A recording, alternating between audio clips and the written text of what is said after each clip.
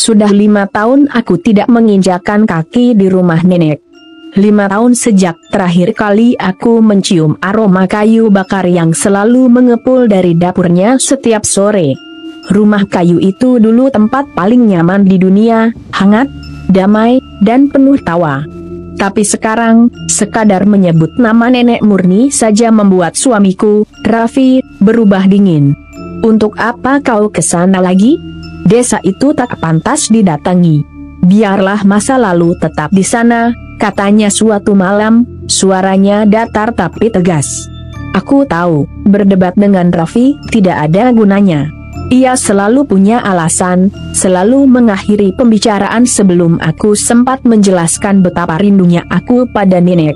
Aku masih ingat senyum lembut nenek, tangan tuanya yang gemetar saat menyuapi bubur kacang hijau buatan sendiri.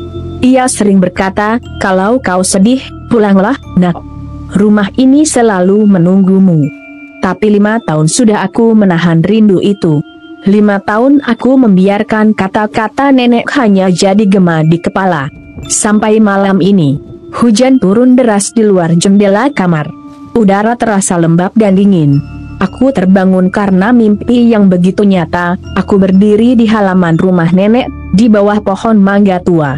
Di teras, nenek duduk di kursi goyang, menatapku dengan senyum samar. Pulanglah, nak. Sudah waktunya, katanya pelan, matanya teduh seperti dulu, tapi ada kesedihan yang sulit aku pahami. Aku terjaga dengan napas tersengal, jantung berdegup cepat. Ruangan tampak sama, tapi udara terasa aneh, berat, seolah ada sesuatu yang menekan dadaku. Aku menatap jam dinding, pukul 2 dini hari. Raffi tidur di sebelahku, punggungnya menghadap.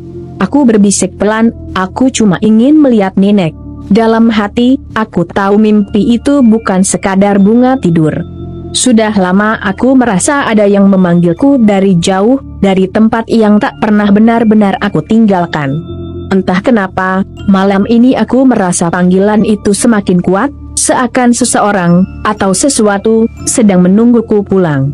Sejak mimpi itu, pikiranku tidak tenang. Sepanjang pagi aku duduk di tepi ranjang, menatap koper kecil di sudut kamar. Suara Raffi di telepon terdengar jauh, ia bilang harus dinas keluar kota selama 3 hari. 3 hari. Itu cukup lama untukku pergi tanpa diketahui. Sore itu, setelah hujan reda, aku memberanikan diri. Ku persiapkan pakaian secukupnya, foto lama nenek, dan selendang batik peninggalannya yang masih tersimpan di lemari. Ada aroma khas dari kain itu, bau kayu manis dan bunga melati yang samar. Aroma masa kecilku. Perjalanan menuju desa nenek memakan waktu hampir seharian. Dari kota, aku naik bis antar kota yang sudah tua, joknya robek, dan jendelanya berembun. Pemandangan di luar perlahan berubah, gedung beton berganti sawah, lalu hutan pinus yang tampak sepi. Di halte kecil menjelang maghrib, aku turun. Seorang sopir ojek tua menatapku heran ketika aku menyebut tujuan. Ke rumah Bu Murni, katanya pelan, alisnya terangkat. Iya, nenek saya, jawabku sambil tersenyum. Ia diam beberapa saat, lalu bergumam, rumah itu sudah lama kosong, nak. Tak ada yang tinggal di sana lagi. Hatiku mencelos. Tapi aku menggeleng cepat, menepis rasa aneh yang tiba-tiba muncul. Mungkin Bapak salah. Saya baru saja berbicara dengan nenek lewat telepon, bohongku spontan. Laki-laki itu hanya menatapku lama, sebelum akhirnya mengangguk pelan. Baiklah, tapi jangan pulang malam-malam dari sana. Jalanan ke hutan itu sering bikin orang tersesat. Udara mulai dingin saat motor tua itu melaju melewati jalan berbatu menuju desa. Langit berwarna kelabu, kabut turun perlahan. Dan entah mengapa, di tengah suara mesin motor yang berderak pelan, aku merasa seperti ada sesuatu yang mengikutiku dari jauh, menyusuri jalan yang sama, langkah demi langkah. Kabut mulai menebal ketika motor ojek yang kutumpangi berhenti di pertigaan kecil. Cuma sampai sini, nak, kata si bapak sopir dengan nada ragu. Kalau terus ke atas, jalannya rusak. Lagi pula, tak ada orang di sana. Aku turun, mengucapkan terima kasih, dan menatap jalan setapak di depanku. Rumput liar tumbuh tinggi, ranting pohon melengkung seperti membentuk gerbang alami. Di ujung jalan itu, samar-samar kulihat atap rumah kayu, rumah nenek. Langkahku pelan, sepatu terbenam dalam tanah becek. Suara hutan begitu jelas, desir angin, gemerisik bambu, dan sesekali bunyi ranting patah yang membuat jantungku berdegup lebih cepat dari biasanya. Aku mencoba meyakinkan diri, mungkin itu hanya hewan kecil. Tapi perasaan diawasi tak kunjung hilang. Ketika melewati jembatan kayu di atas sungai kecil, aku berhenti. Airnya keruh, berputar pelan. Di permukaannya, kulihat pantulan wajahku, tapi ada sesuatu yang lain di sana, bayangan seorang perempuan tua berdiri di belakangku. Aku menoleh cepat. Tidak ada siapa-siapa. Angin dingin berhembus, membuat bulu kuduku meremang. Langit mulai gelap saat aku tiba di tepi hutan bambu yang mengelilingi rumah nenek.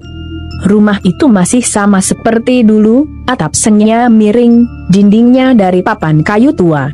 Tapi cat coklatnya memudar, jendela tertutup debu, dan halaman dipenuhi daun kering. Namun yang membuatku tertegun, pintu depan itu sedikit terbuka, seperti memang sedang menungguku. Aku melangkah mendekat, menahan napas. Bau lembab dan anyir samar menyusup dari celah pintu. Nenek panggilku pelan.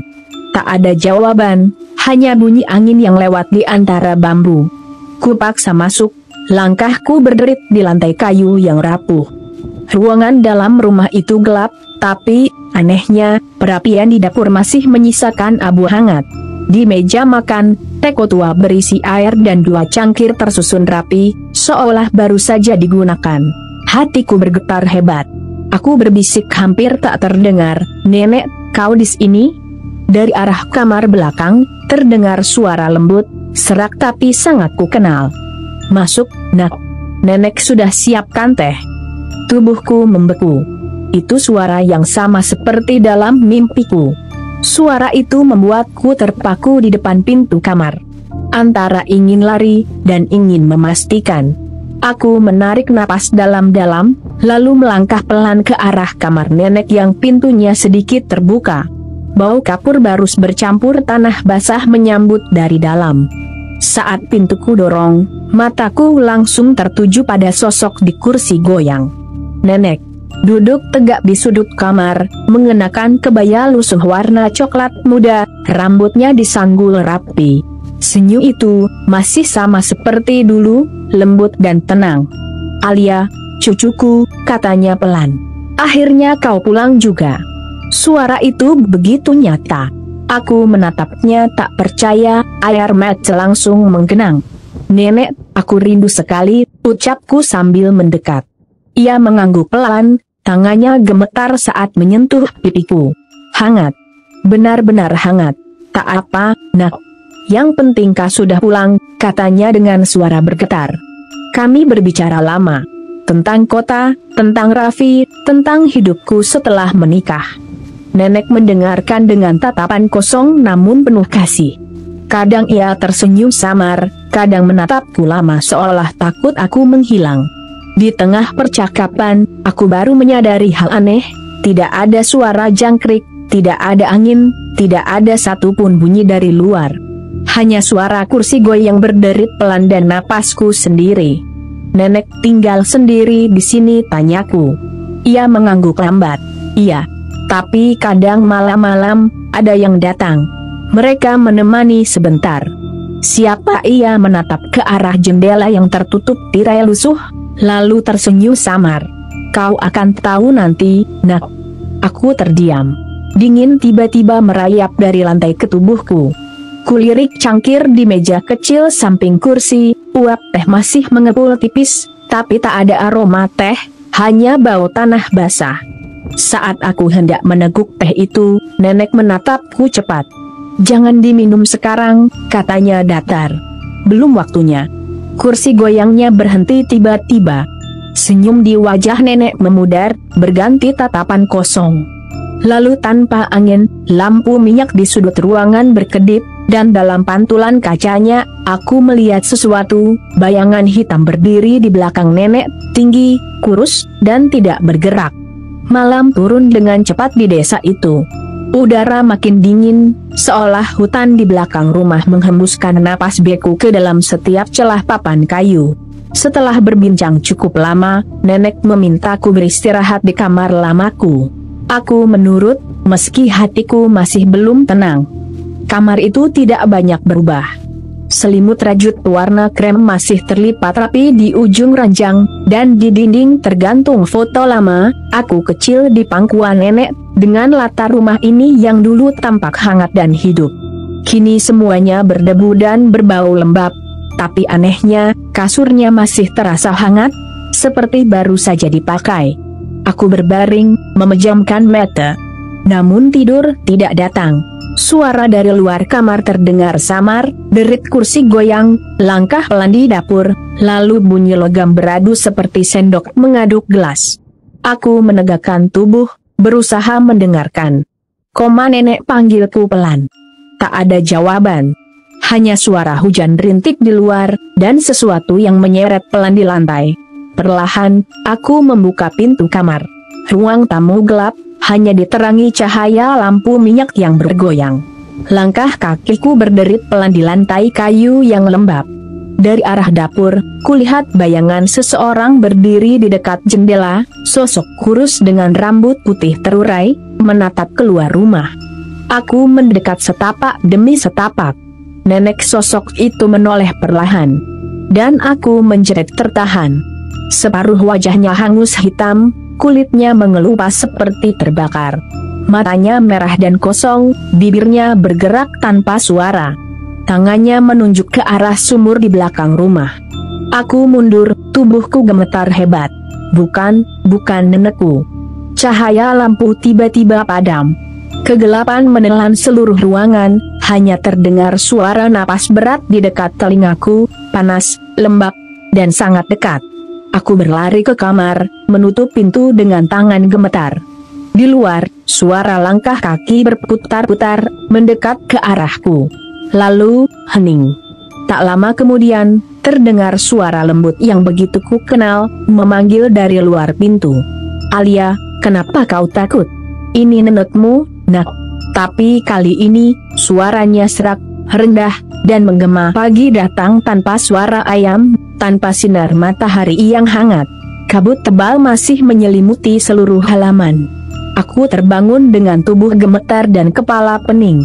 Entah kapan aku tertidur, yang kuingat hanya suara dari balik pintu dan langkah kaki yang berputar di sekitar kamar. Begitu keluar kamar, rumah tampak berantakan. Cangkir di meja pecah, tirai compang-camping, dan perapian sudah padam. Tidak ada tanda nenek dimanapun. Aku berusaha menenangkan diri. Mungkin cuma mimpi buruk, gumamku. Tapi rasa aneh di dada tak mau hilang.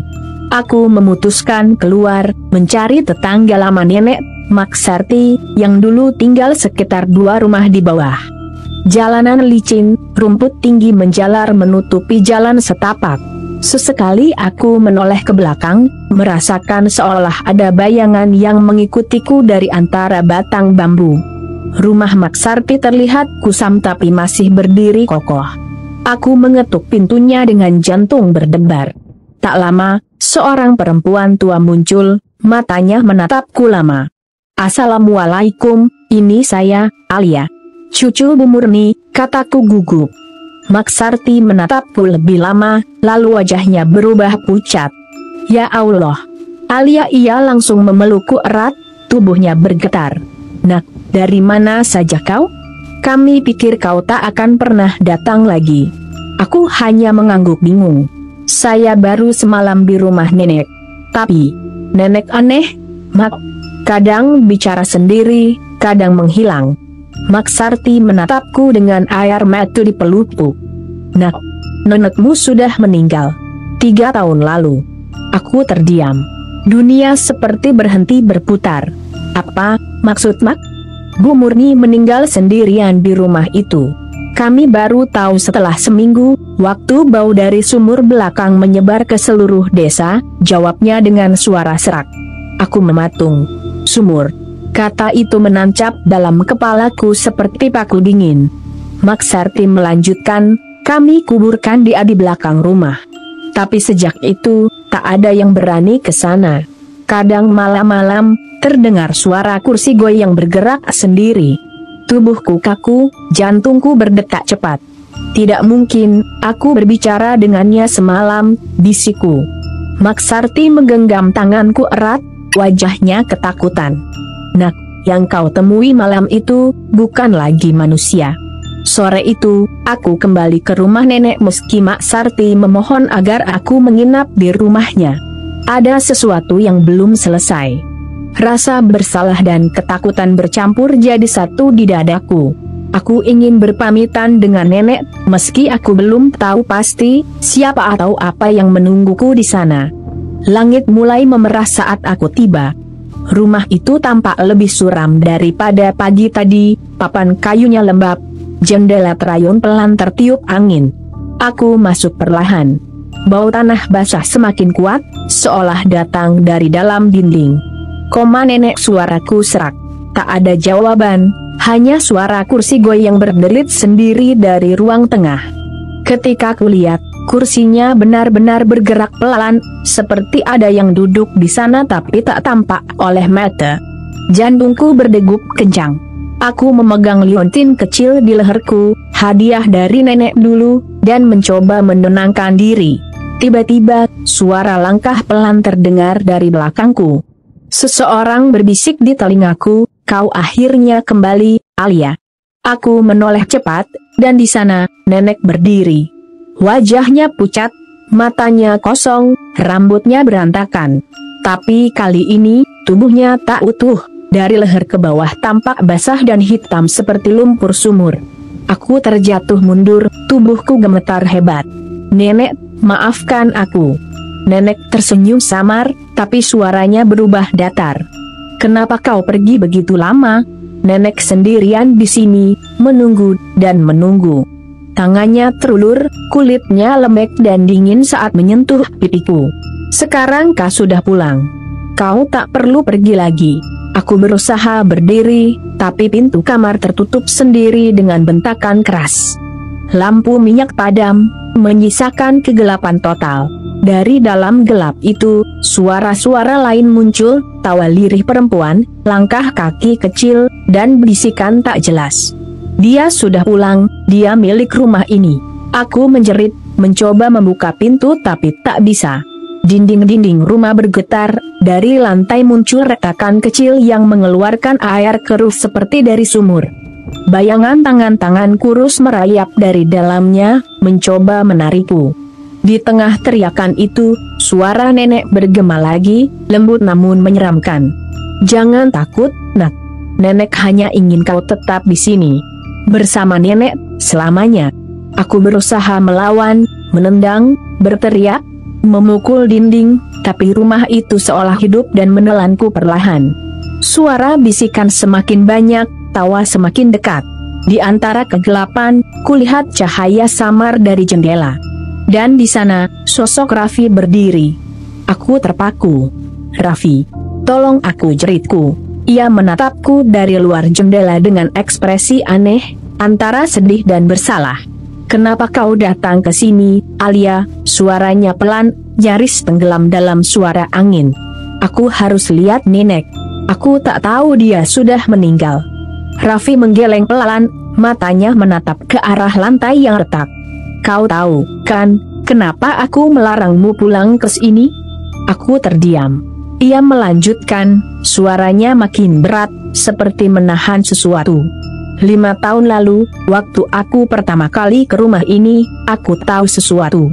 Nenekmu meninggal bukan karena jatuh sendiri. Aku mengerutkan kening, jantung berdegup hebat. Apa maksudmu?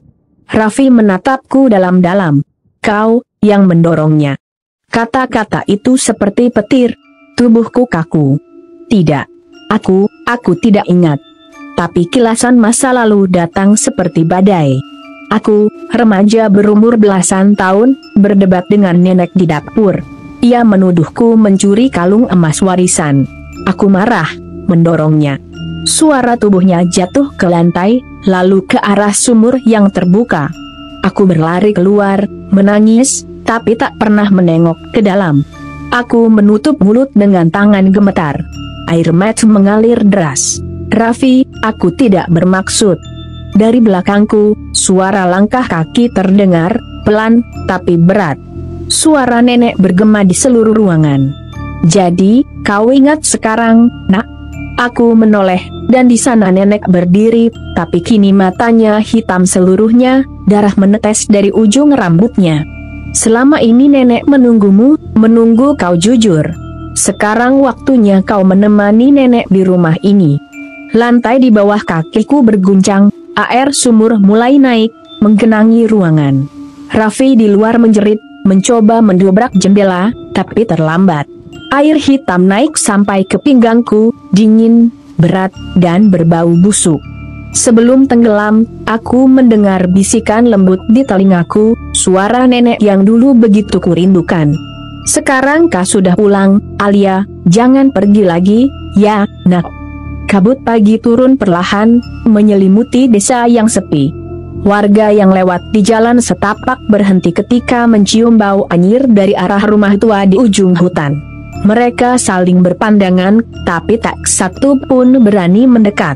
Rumah itu sudah lama ditinggalkan.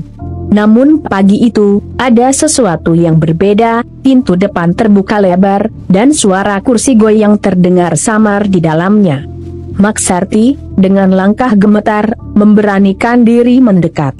Di halaman belakang, dekat sumur, ia menemukan tas kecil, selendang batik, dan liontin emas berukir nama Alia. Namun tak ada jejak pemiliknya. Air di sumur tampak tenang, tapi entah kenapa berwarna hitam pekat seperti tinta. Malamnya, penduduk desa melaporkan kejadian itu kepada aparat. Ketika mereka datang memeriksa, rumah itu sudah dingin dan sunyi. Tak ada tanda perlawanan, tak ada tubuh, hanya bekas lumpur di lantai dan cangkir teh di meja yang masih hangat. 2 cangkir, satu di antaranya setengah terisi. Petugas mencoba mencari sumber panas di rumah itu, tapi tak menemukan apapun. Beberapa hari kemudian, Raffi datang ke desa mencari istrinya. Wajahnya pucat, matanya sayu. Ia berjalan ke rumah nenek dengan langkah berat, menatap sekeliling, memanggil-manggil nama Alia tanpa jawaban. Ketika sampai di teras, kursi goyang tua itu bergerak sendiri pelan, krek-krek, seolah menyambut kedatangannya. Di atas meja, Raffi melihat 2 cangkir teh itu masih di sana. Dan dari arah kamar, suara lembut terdengar samar, sangat pelan namun jelas. Raffi, jangan ganggu kami, biarkan kami di rumah. Raffi terpaku. Perlahan, kursi goyang berhenti. Uap tipis keluar dari cangkir teh, dan di kaca jendela tampak bayangan 2 sosok, perempuan muda dan seorang nenek tua duduk berdampingan, tersenyum. Sejak hari itu, tak ada lagi yang berani melewati rumah itu selepas maghrib. Mereka bilang, setiap kali angin dari arah hutan berhembus, terdengar suara perempuan tua berbisik lembut. Pulanglah, nak, sudah waktunya.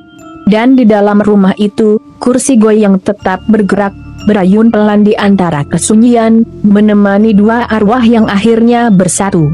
Dalam penyesalan.